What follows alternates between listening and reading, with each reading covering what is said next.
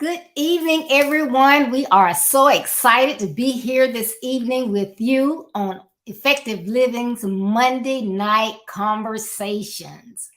I am Coach Deborah D. Smith, and I am here with our host of Effective Living, Coach Ricardo Miller. How are you doing today? Oh my goodness, I am doing wonderful. I mean, this is my time of the year. I love the springtime, and it's just been feeling great. This time change has been good for me, and I love more evenings. I love more evenings, and so favorably, it's been good. What about you? I'm doing great. I just wish that they would leave this time just like it is. Longer days, longer daylight. We can do more. Yes, yes, yes, and that's what I found to be the case. And so I'm capitalizing. I'm utilizing all of the resources that I have to make sure I get the most out of my days. That's awesome. Glad to hear it. Well, I Mhm. hope you enjoyed your weekend. Hey, listen, my weekend was a blast. I mean, what I've been doing though, I've been really a big fan of how do I make today better. And I'm serious about it. That's from sitting out on the patio, from going to for a nice brisk walk. We got this nice little cool pond close by us. And I'm like, I'm gonna get me a fishing rod and just sit out there with a book. And so for me, I don't really do weekends per se. Like, you know how people traditionally would say, I can't wait for the weekend. Right. I've actually removed that, and I'm just grateful for every day because I've been making my days work for me, and I think that's about conditioning because for most of us, we're a society, we've been conditioned for the weekend to be ours or vacation to be ours, Mhm. and the rest of our lives are not quite ours. And so we're like, oh my God, I can't wait for the weekend. And that's why you have people saying, Coach Deborah, oh my goodness, I can't believe it's Monday again. Oh, I just hate Mondays, right? And Right. it's a known fact that Mondays apparently is the most stressful day of the week because people are having to go to jobs they don't like, right? Yeah, that's what it is right there. Yeah. And so no, to answer your question, how was my weekend? My weekend was a weekend, but my days have just been, and that's what I teach. You know that. That's what I've been pushing. Yes. And that's what I call effective living. When I use the term creating a life you don't need a vacation from, that's what I'm talking about. Right. I don't need to book a schedule to go to the pond. I'm just gonna go to the pond. I'm gonna, how many, Coach Deborah, you know how many people don't use their patios? You know how many people don't sit in their, like you have a porch in the front or a patio in the back. I know people who have pools who don't swim in them. I know people who have studies that they got lazy boy chairs that they don't get lazy in. That's crazy. Yes, you have to Anyhow, learn to enjoy we have to, and the truth is, we only got one life to live. You one know, life. and we acquire so much stuff without enjoying the stuff. It's just sad. Yeah. Get it just to get it, and we're not enjoying it. Yeah, yeah, yeah. So this weekend has been a busy weekend, but we've had some exciting news. Where are we going with today's talk? Well, I am so excited because we are almost at the end of the first quarter of the year. Yep, yep, It's amazing. yep. We've had 87 days to change. Wow. Yeah, yeah. 87 days. Wow. And then you have to stop and ask yourself, are you at the same place you were March 28th of 2021 or even January 1st of this year? Yeah, If you're yeah, the same, then something's wrong. So we yeah. have an amazing topic. Stop making excuses in your life. But put a pin in that. Before we go on, I have some current a hot topic that I want to kind of squeeze in here and discuss if we may.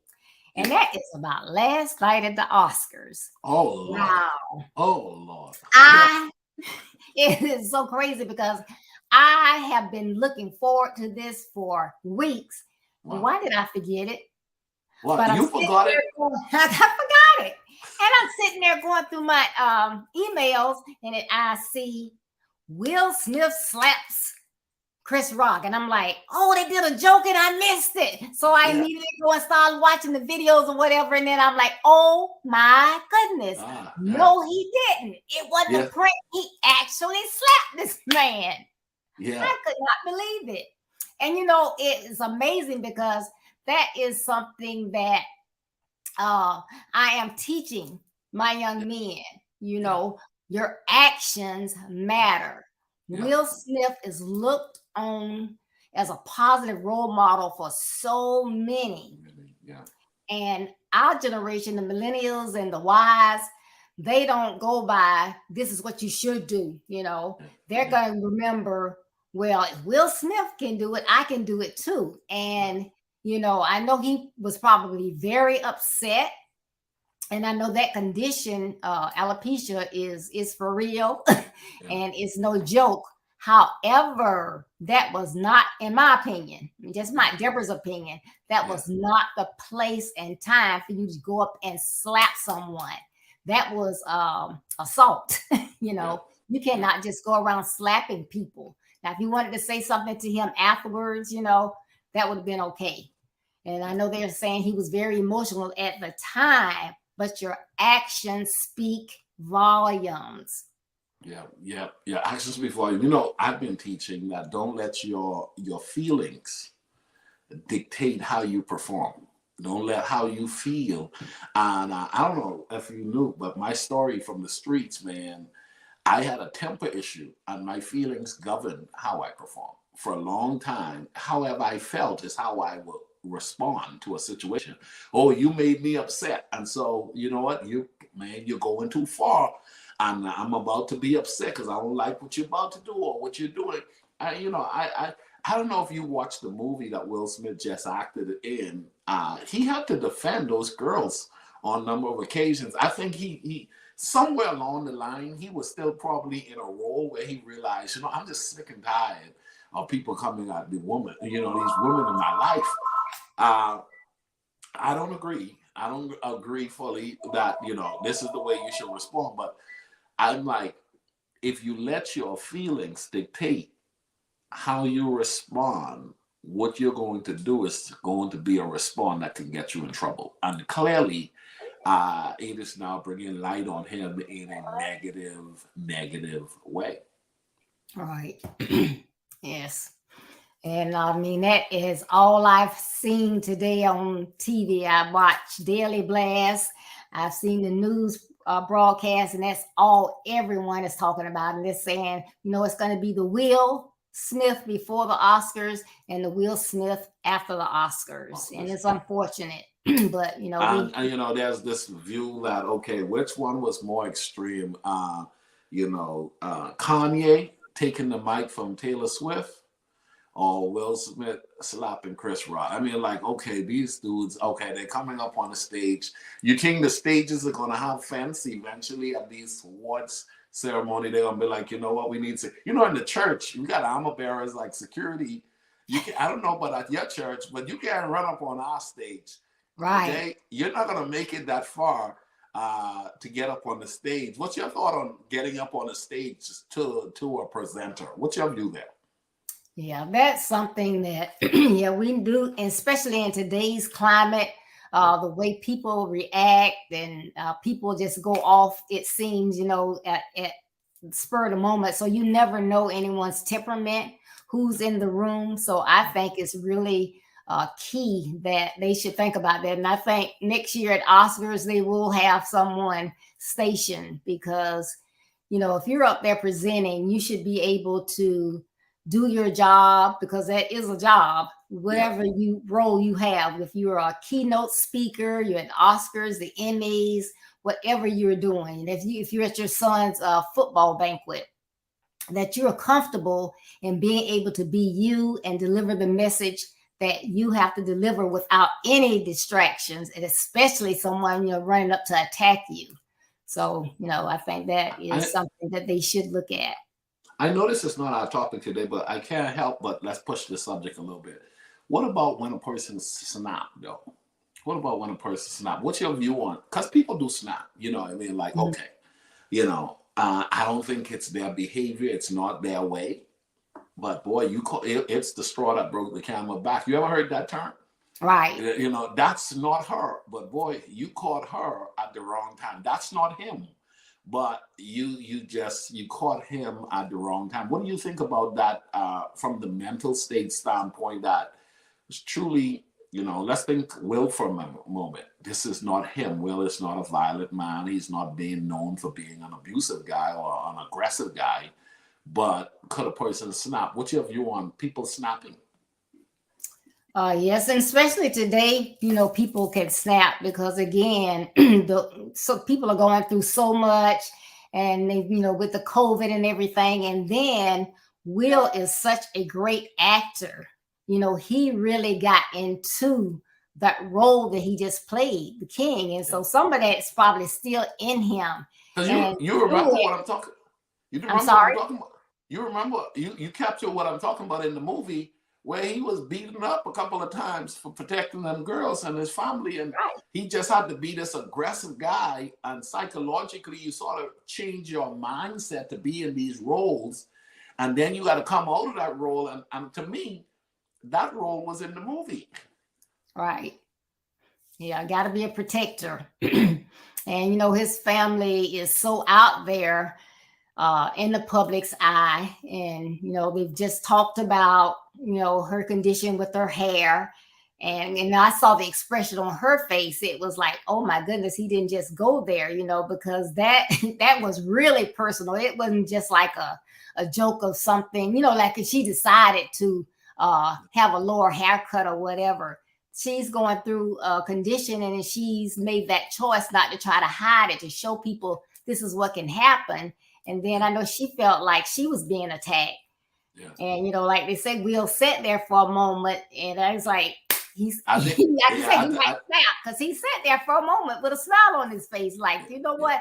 I can say, I'm sick and tired of being sick and tired. You're not going to disrespect my wife. You're not going to do it. Yeah. Let's talk about they saying the possibility of his award being taken away from him. That they're saying that the organizers, because one news report said that they were considering escorting him out of the building because they don't condone any form of violence. Mm-hmm. And obviously they didn't do that. But now, they do take back awards later on. In your view, this is his first time receiving this.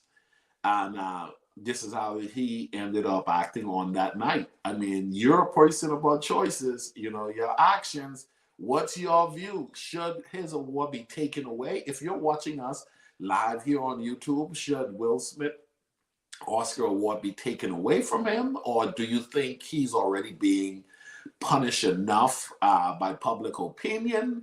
What's your thought there? Yeah, because I think public opinion, because I've seen that today, they are really going to give him a beat down. I think that they were remiss last night because to me, that was an assault. I know it was Will, but it was an assault. Yeah. And I think at that moment, they should have escorted him out. Yeah. As far as taking his award, that was based on, his talents and what he did in that role. Me personally, Deborah, don't think that they should take his award from him, but I think they should have escorted him out of the building and then his wife could have received his award. Or separate, you're saying separate the act. The act is you just assaulted a man, escort him out of the building because we don't condone that behavior. That's that. Now, in regards to your award is impersonal. Your award is for your contribution in a movie, and we can't take away the exceptional performance you gave in the movie. That's what you're saying? Yes, right. Yeah. I totally agree with you. I think that's a good call. I think after they realized they did not escort him out of the building, though, they realized they're needing to respond in a way. And if they want to take the award away from him, it would be probably their way of saying we don't condone. Because should they have responded first in escorting him out, that would have probably been sufficient. But now they, as an organization, they're going to want to make an example. This is a behavior we don't condone, and because of that, we're revoking the award. And what do you think? Right, I agree because it's no, it's just like with the what's his name with Kanye. They banned him from being at that particular uh, award ceremony because they felt like he might do something to this. He might snap. Yeah, so they use if they had an opportunity to be proactive in that. Well, this you didn't see coming. Is you this know. in your opinion? I know you're not an expert, but you did do some research and read and look into this situation. We're live tonight, and I just want to know: is this a lawsuit, or is this a criminal charge coming on Will Smith from Chris? You think Chris Rock is going to file later after he really sit down and think that dude just showed me out on TV? You know what? I'm going to file a case against him and charge him. Or do you think this is a lawsuit? And he say, you know what? I'm going to get a payday from this situation. I'm going to sue him for blank, blank, blank, blank, blank. All right. Yeah. What do you Hopefully. think? What do you think will be justifiable, or you think Chris is going? Because I think I'll have some other question afterwards. Well, I thought about it because Chris was cool in the moment because a lot of people wouldn't have been able to take that slap because that was a slap that you heard. It Yeah, wasn't just a smack. That was a yeah, slap. yeah, And he just took it, went on with his dialogue, and yeah, he did an excellent job. Now, they were saying, Will apologize to everyone except Chris. And then he even went on to the after parties or whatever. Now, hopefully, he's been man enough to call Chris and they have a conversation. yeah. Uh, but But it is something for Chris. He does have a case for assault. He can't sue yeah. them. But Yeah. see, I don't think I can take a personal phone call. Not if you publicly diss me. You're gonna have to publicly respond in an apology to me as well. Uh, Privately, it's not going to be sufficient. And so obviously there are some people who are saying Chris was wrong. Uh, and Chris should have apologized after he said, I'm not going to refer to your wife's name again. I apologize. Should he have apologized, then should Chris have apologized, in your opinion? Well, yes, because again, you don't, today's culture is just so different. And I keep talking about the Daily Blast because I watch them because they talk about all the news sources and the Right. changes. And you have to be so careful about what you say today because you don't know, you can be canceled at any time. And Yeah. they say it's really, really hard for comedians, especially, and people on talk shows because you think that if you're on a talk show, you think that you're just giving that dialogue of that news that wants to be said, but people can take it the wrong way. And then if you're a comedian, you're used to saying, hey, whatever, make someone laugh. And these type things used to make people laugh. But today you have to be extra sensitive. So you cannot just say the first thing that comes out of your mouth. You really have to be on your A game. So yes, I do think that um, Chris should have apologized. You say, I was wrong. Forgive me, Jada, you know, but he didn't. And then I was wondering when I looked at it again this morning, as Will apologized to the Academy, he said his fellow, I think, actors or fellow somebody, he said he hesitated for a long time. And I said, now he's in his mind, it's whirling. And should I apologize to Chris? Yeah. Is what Yeah. I was thinking. He was thinking, and then he went on. He didn't. Yeah. So Let's talk about the fact that you mentioned that comedians in times past they're accustomed to just saying anything, and we know that is the case. But boy, everyone laughed. Everyone laughed initially. It wasn't until Will went back to his seat and communicated in an angry way from his seat that they realized he was disgusted. I think had he not said anything after sitting down, they would have think it was a stage play. Mhm. Yes. But it was the words afterwards. I mean, did you catch that part? What's your deal? Yes. Because people did initially laugh. Yes. Yeah. Because Will had this laugh, a smile on his face as well, because I thought it was a joke. I saw that. So that was good. They played that off. Yeah. But I think that because it was had she not had, because I would have laughed. I would have thought it was funny had I not known. See, I didn't know she had alopecia. I thought she just cut her hair. I thought so too. I Yeah. thought so too. I didn't know that until I was in the gym this morning, and I had watched it a couple of times, and I was like, I guess she's just a strong black woman who aren't afraid to express herself in a lot of unique ways, right? And Right. then when they said that, I was like, okay, that's let me learn more about that. So you're right. Go ahead. Yeah. So, like, anybody that saw the movie G.I. Jane, that was drastic when, she was the only female there. She had to get this crew cut. And then here's Jada, and she's right there in front. And so he sees it. And it's like, oh, yeah, G.I. Jane too. I would have laughed too. Because it was a funny joke. But had it been a joke, but because two things, because of her condition, it wasn't funny. And because of the culture today, you got to be so careful.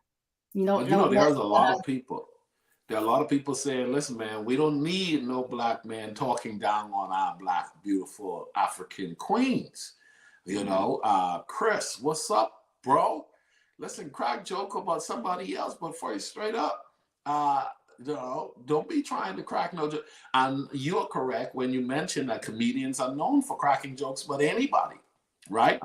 But Right. what do you say to the sisters who say, listen, I am all Will because I feel as though Will was protecting his African queen. And don't talk about my woman. And as a matter of fact, I'm just gonna be personal. I told Karen, I told my wife, when we go to the comedy club, I don't sit close to the stage because I don't know how I would respond if this dude, if he goes the wrong way. Okay, I'm Right. just saying, I'm just keeping it real. I'm like, listen, always let's get there early. We ain't never sitting close because Right. they target the people right close to the. Are you familiar with what I'm talking about?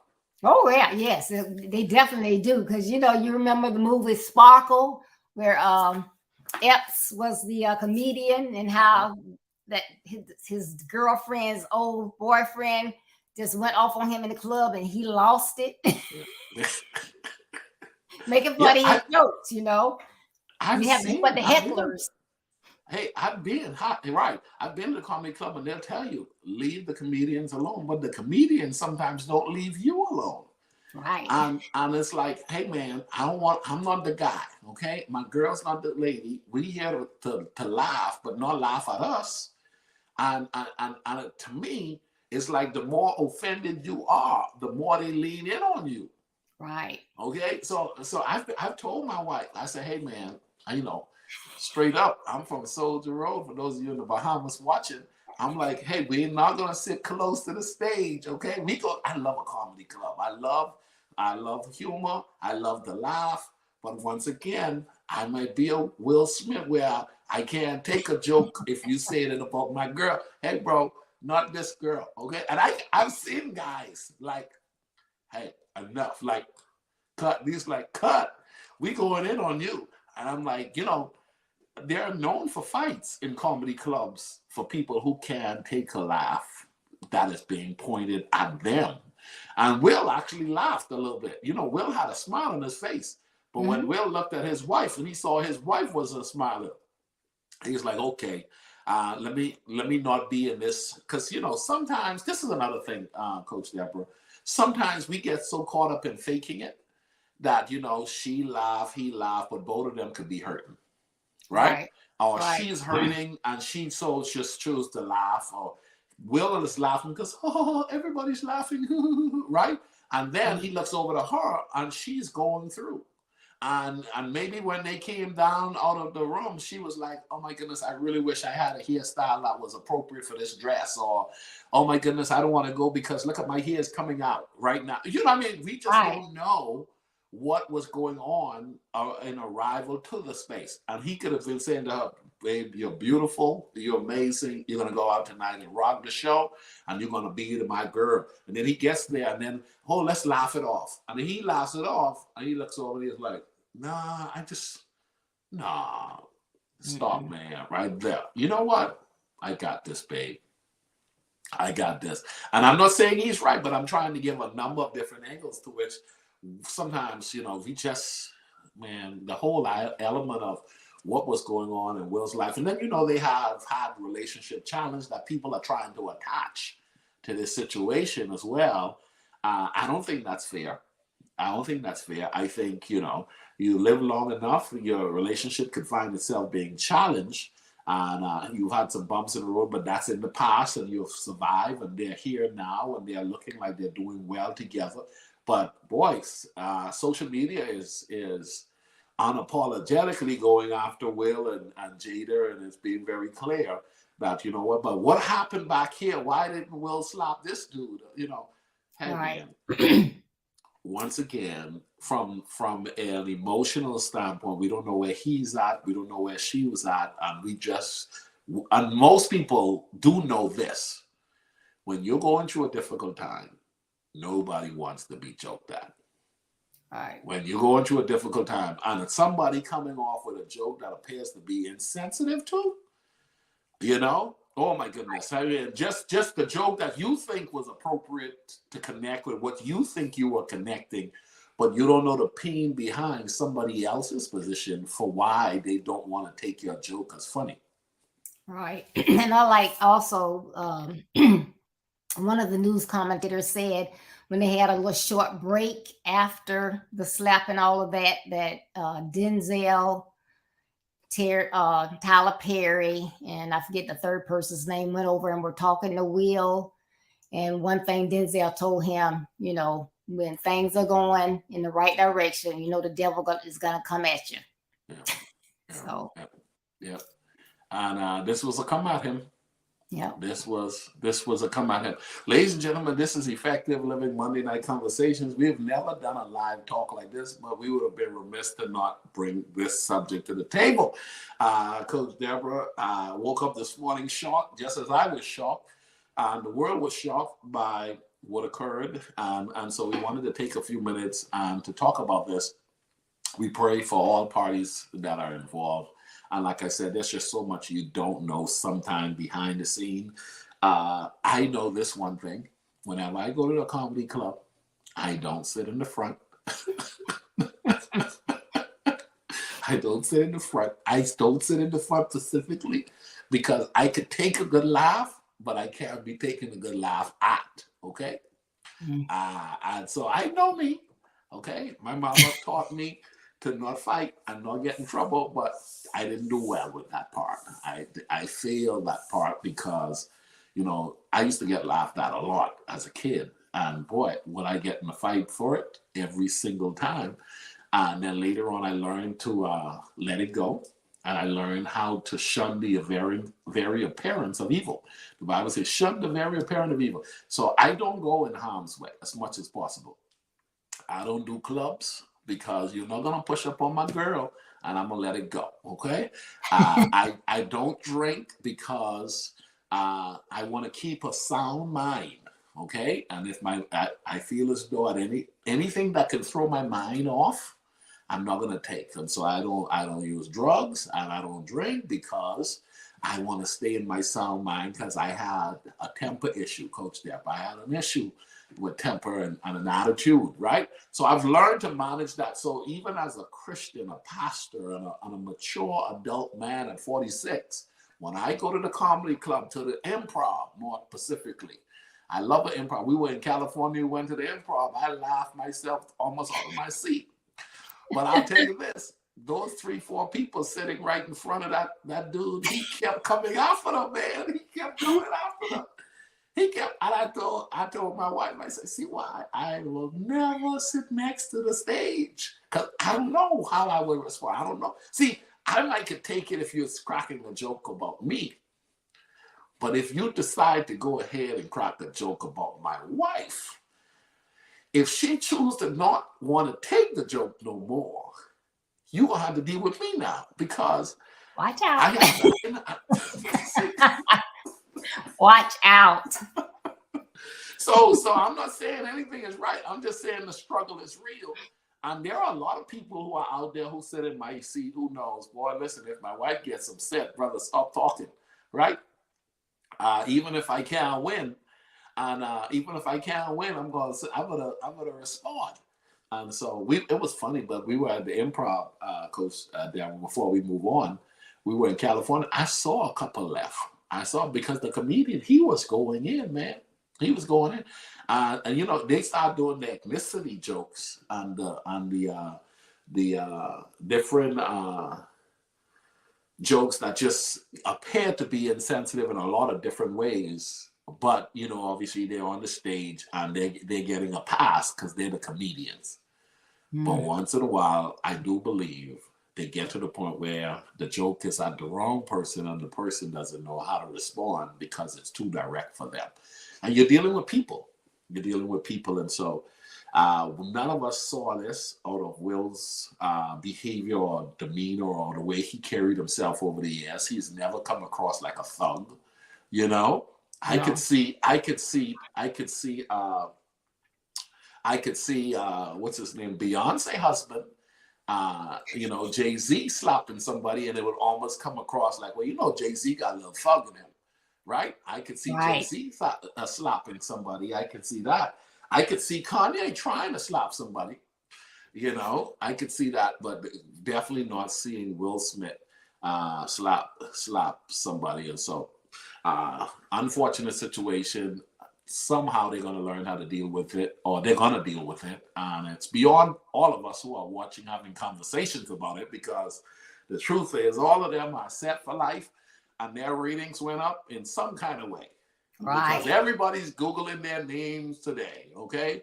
Everybody Loves Chris is going to kick back on news. They're going to bring them episodes back up. You're going to have Everybody Love Chris marathon this weekend. You're going to have Fresh Prince of Bel-Air marathon this weekend because the ratings are going up for both of them. Both of them have lovers of them that aren't going to let them go no matter what. Those who love Will, it's going to stick with Will. Those who love Chris is going to stick with Chris. And those who have professional opinions are going to dissect it. And next week, they'll be on to some other celebrity. Right. Amazing. Right? Coach Deborah, let's take a quick commercial break and we'll be back to talk about our blog, our talk today, which is about excuses. Excuses. We're going to talk about that when we get back after this short commercial. So check this out and we'll be right back, ladies and gentlemen. Through the Effective Living one-on-one coaching program, you receive customized strategies and techniques to help you move from where you currently are to where you see yourself. You will work with world-renowned life coach, Ricardo Miller, who has more than 2 decades helping people maximize their purpose. Show us your target and we'll help you hit it. Visit www.ricardomiller.com to enroll. Welcome back with Coach Ricardo Miller and Coach Deborah Smith. We're here on Effective Living Monday Night Conversation, and we are having some exciting conversation. If you have missed the first part, please review and go back afterwards and check it out. But we're going to go on to our topic for the night, which is based on today's blog. Stop making excuses in your life. Stop making excuses in your life. You know, some people just go on and on and on, and they say that their lives are not changing. They don't see any progress. They can't meet their goals. But when you think about it, there are several reasons for that. They haven't made those goals, those dreams a priority. They haven't done anything different.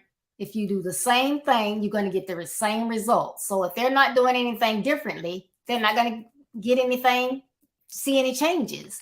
And then they have to stop making excuses.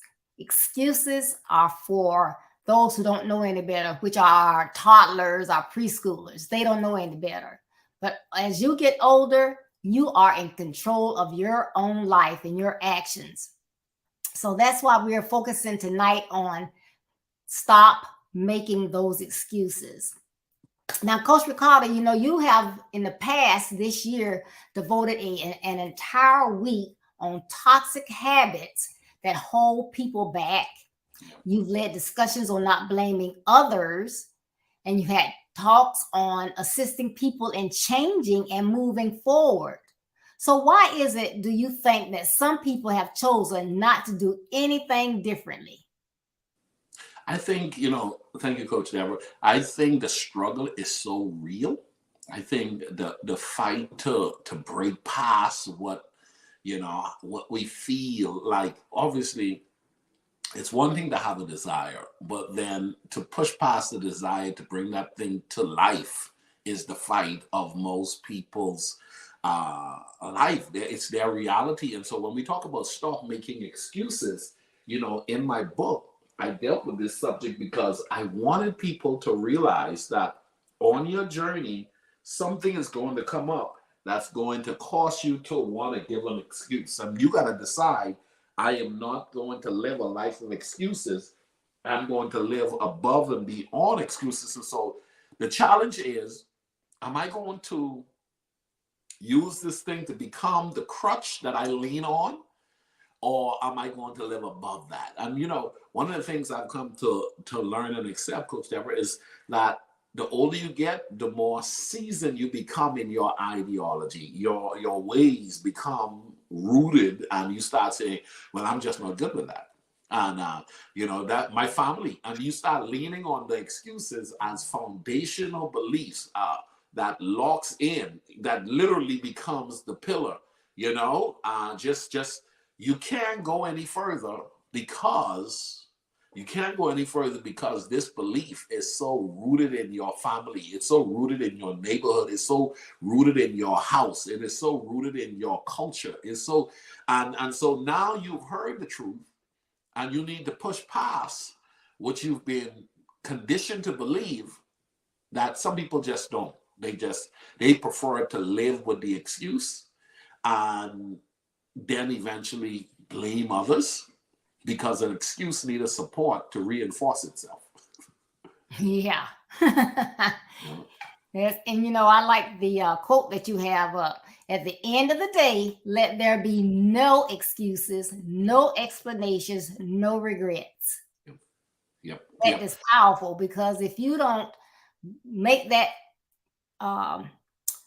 just take one step at a time, one bite of the elephant at a time. Yep. You can't make any changes. You don't have to make a huge change in your life, but try to do something, and don't make an excuse. Well, I would have, but no, I was trying to, but this is see what had happened was, So it's always some type of excuse. Yep. But I think that people have to assess where they are. You don't just go, week after week after week after week, and at the end of the year you say, oh my, where did the year go? You have to assess your actions. If you have not seen any improvements, then you got to ask yourself, why? Why haven't I seen anything? What have I not been doing? Well, what I have been doing is not helping me. So how did I get to this place? What beliefs have I been following? Have I been following an affirmation? Have I been following a vision board? Did I have any goals? How did I get here? What am I focusing on? That person that acted out of character, did I do something to create that? Was I to blame for that? I can't continue to do the same things because I will get the same results. So what can I do differently going forward? So there is only one person that you can control, and that is yourself. So based on this philosophy, Coach Ricardo, how do you get a person to understand that they are 100%, not 50%, not 20%, 100% responsible for their actions and their results. The quote that comes to mind to answer your question would be that of what I learned from a good friend of mine, Pastor Brother Claire, years ago. And I wrote it in my book, and it says, life is 10% of what happens to you, and 90% of it is your response. 10% of what happens, 90% your response. It's really all about, Coach Deborah, that changed my life forever.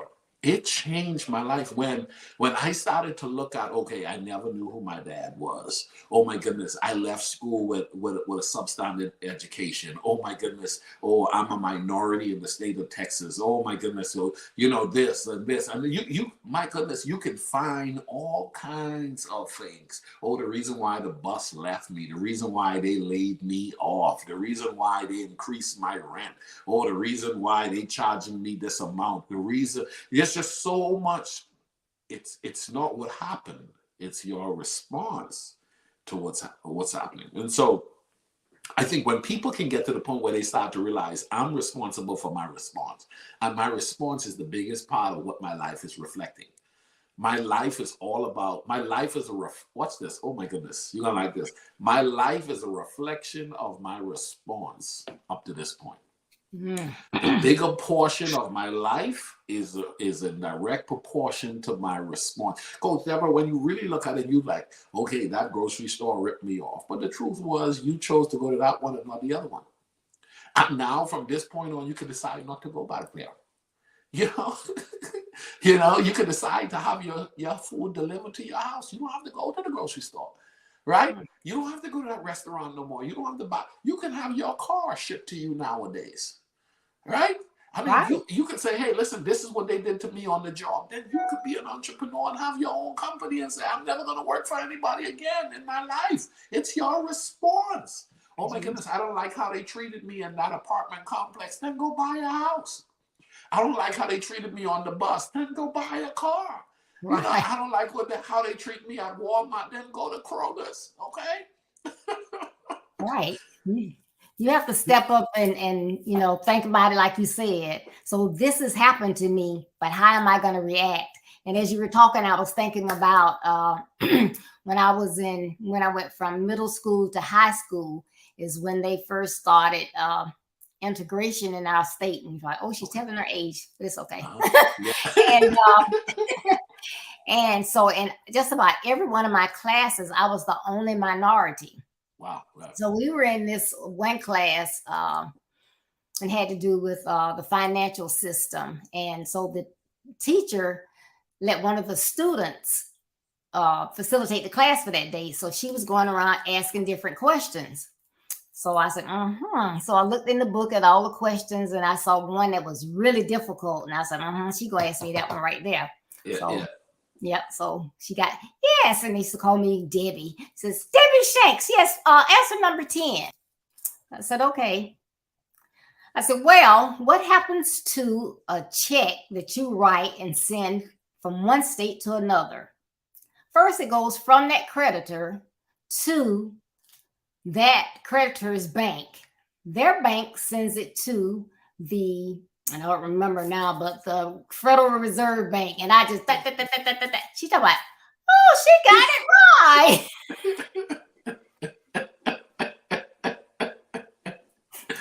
So I could have sat there like a dummy and like, okay, I don't know what she's going to ask me, but thinking ahead, your response. What she asked me, I'm going to be ready. Yep, your response. It was your response. You could have had another response. Why you give me number 10? That's the most difficult one. Are you giving me number 10 because I'm the black girl in the class? Right. No, your response was, look at the situation. I'm the only black girl in this class. That number 10 is the most difficult one. I'm going to prepare for the most difficult one because I'm the minority in this room. And if there's going to be a difficult case, more than likely they're going to throw it on me because they want to show me up as inadequate, unskilled, not knowing how. I'm going to shock them. Because I'm good with going for the difficult. And I think when it comes to taking, I love that story. Thank you for sharing that. Because I think when it comes to taking responsibility for your life and not making excuses, that's when you say, God forbid, But if this is the cards that I've been dealt, I'm going to learn. And it happens every day. We watch television. Guys are now athletically engaged in sports with no legs. Okay. I was talking to my wife the other day and I said they got wheelchair sports now. Sport basketball for wheelchair guys. Okay. Right. I mean, there are guys now playing tennis with one hand. Okay, because they are chosen to respond differently. And so when you realize, okay, I love playing tennis, but I only got one arm. Well, they're never going to let you compete at the highest level. No, that means I'm going to have to respond differently and be better than somebody with two hands with one. But my response is, I'm not going to check out completely. I'm going to give myself a chance, because I could use my no arm as an excuse to never play tennis. I could use the wheelchair for never playing basketball. I could use not having a degree for not enrolling or not taking advantage of a job opportunity. Well, I can't apply because everybody in that position has a degree. I was talking to a good friend of mine, and he says, I'm the first VP in this company without a degree. He said, I'm the first VP in the company. He said, I'm the first VP in the company. And he said, they had thought at one point, no VP, you can never be VP without a degree. All right. But now he chose to respond differently and says, listen, I'm not going back for a degree, but I know I have the capability of producing at that level. And he kept producing. And he says, not only had I had to produce like a person with a degree, I had to produce better. Because sometimes people got the position just because of the degree, even though they couldn't produce. He is having to produce to get the position, so he is actually at a higher level. When you choose to live your life above excuses, you give yourself a chance to living your life to the fullest. That's right. And that's what we have to do. So thank you for that response, because, those excuses are not going to get it. Yeah. Well, let's talk about the blog for a minute. There's a couple of points for our last 10 minutes. I want people to know, with Effective Living, the whole platform is a personal responsibility platform. The whole and Coach Deborah, the crazy thing about it is most people don't want to take personal responsibility. And that's why excuses are so prominent in our society. You don't understand. I was talking to a gentleman a couple of days ago, and he said, I just don't have enough time. I said, no, you're just not managing your time well. He said, well, you always just get right to the point. I said, I'm here to help.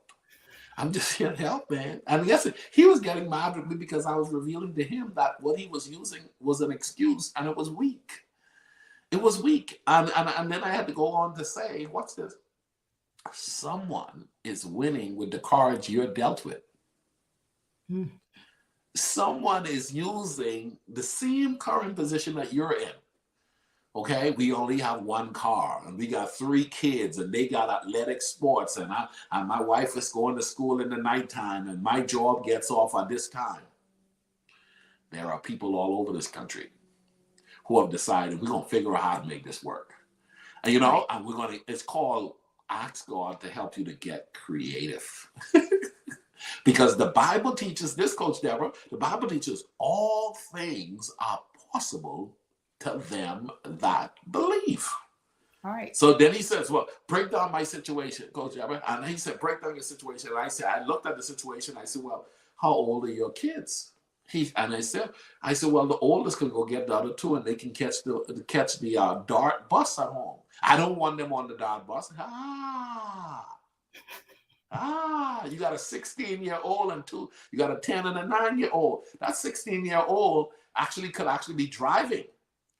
But they could catch the bus, but you don't want them to catch the bus. See, that's your choice. Because you could. I said the second option is, when does your wife go to work? When do you go to work? I said, what if you drop off to work and then you keep the car? Well, if I do that, then I'm going to get locked in traffic, and that's going to cause me not be able to do something else that I've been wanting to do.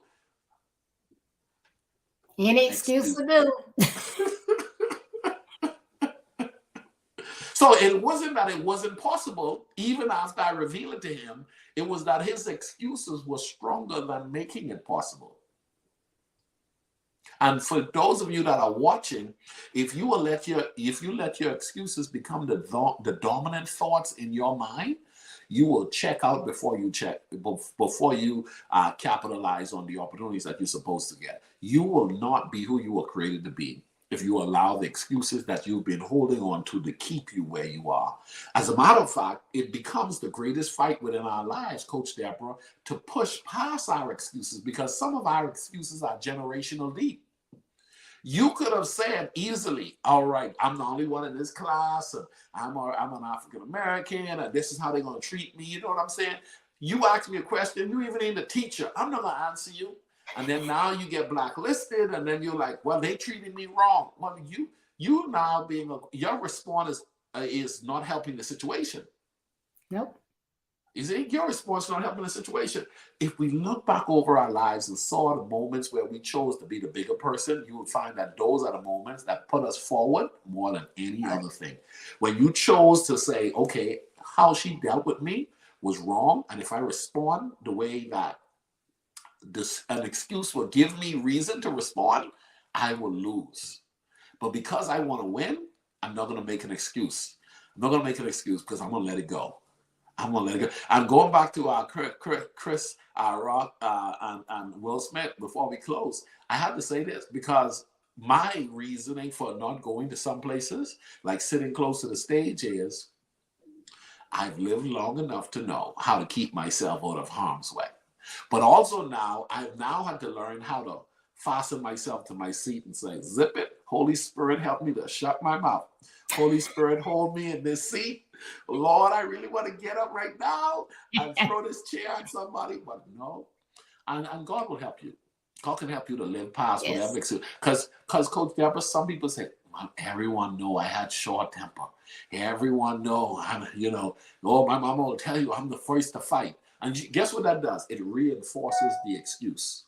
It reinforces the idea that we've been holding on to that keeps us in prison to where we are.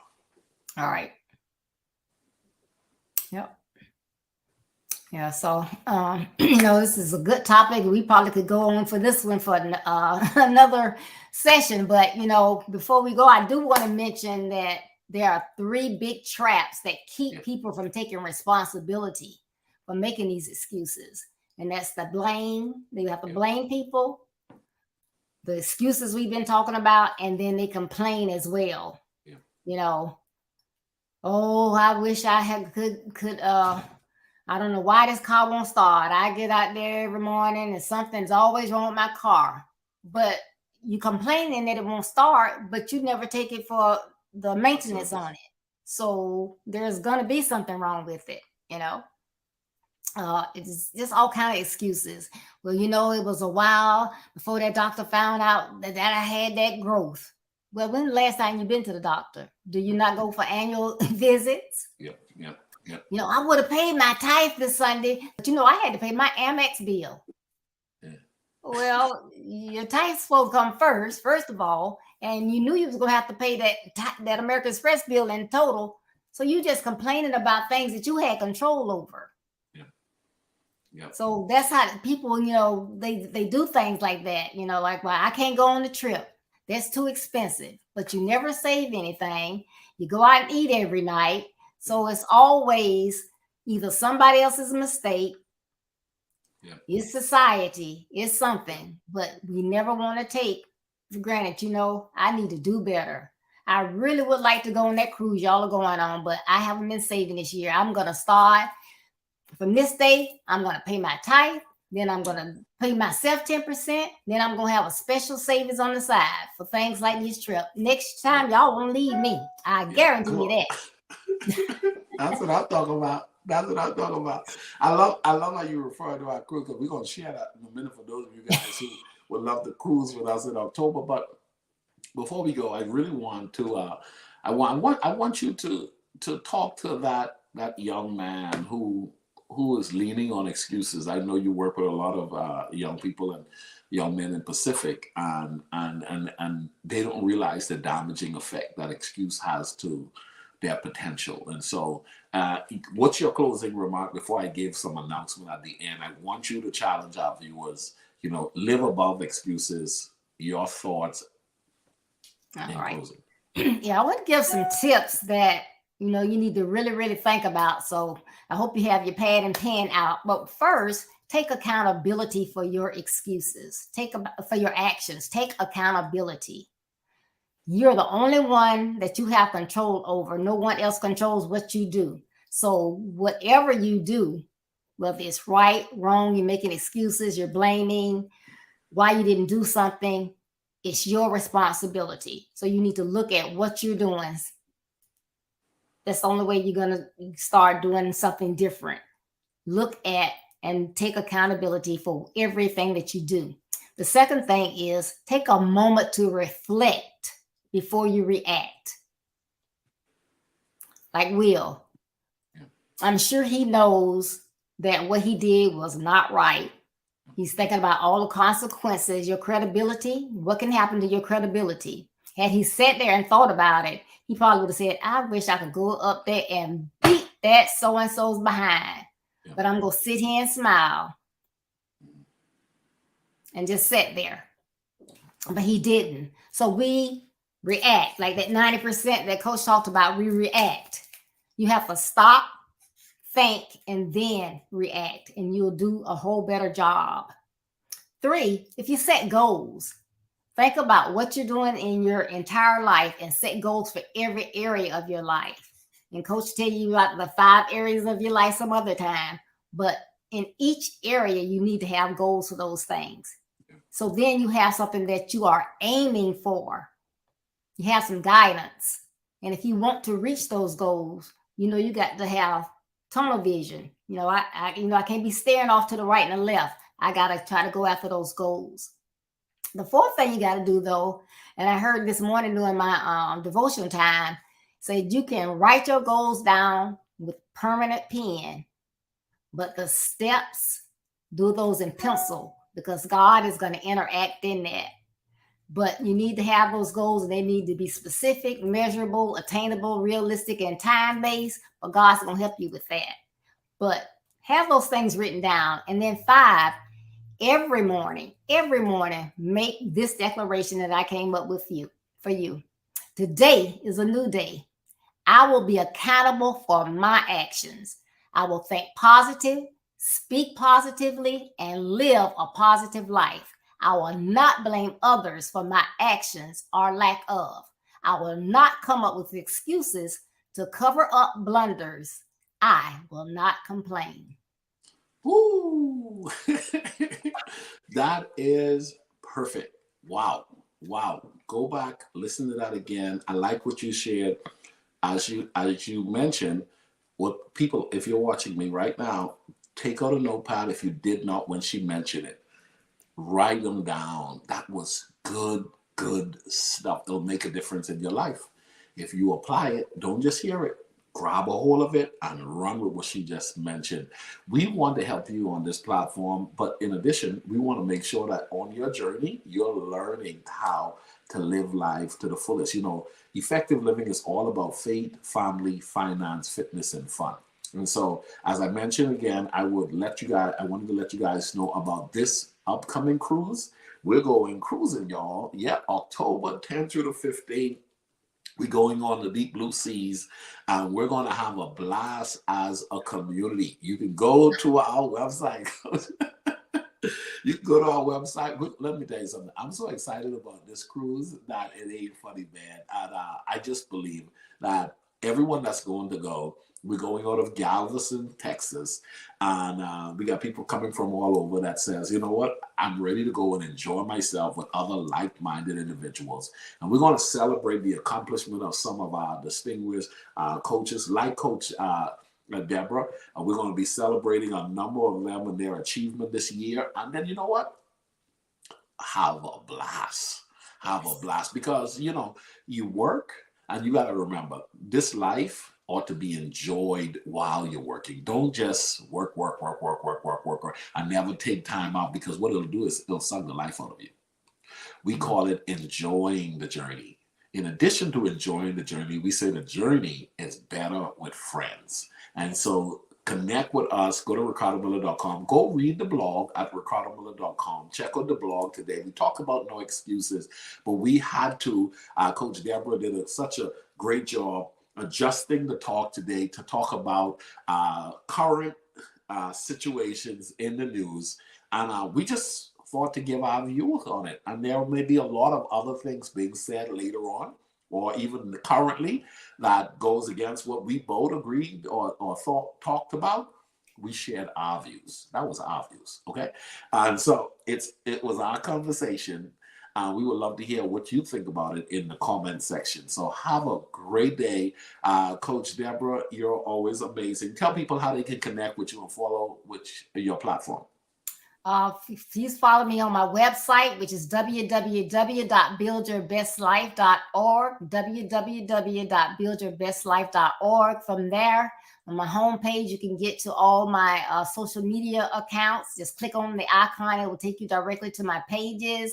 You can see my services that I offer, which is coaching, consultation, and speaking and webinar speaking. And you can get an autographed copy of my book, Build Your Best Life. Nice. God bless you guys. Don't forget, every Monday, 7 p.m. Central Standard Time, we're here on YouTube. It's called Effective Living, Monday Night Conversations. See you all next week, same time. Have a great night, everyone. Thank you. Bye-bye.